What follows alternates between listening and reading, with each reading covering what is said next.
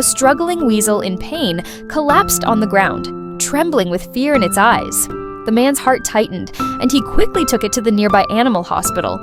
After an examination, the doctor confirmed that the weasel was poisoned and had been run over by a car. Luckily, no bones were broken, and it would recover in a few days.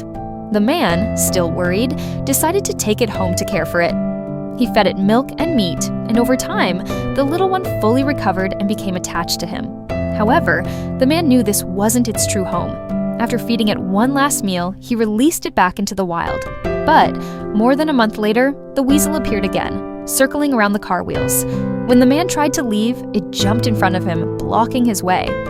Unable to resist, the man reluctantly turned back home. Not long after, he received news that the road he usually traveled had suddenly collapsed. That's when he realized the weasel wasn't causing trouble. It was protecting him.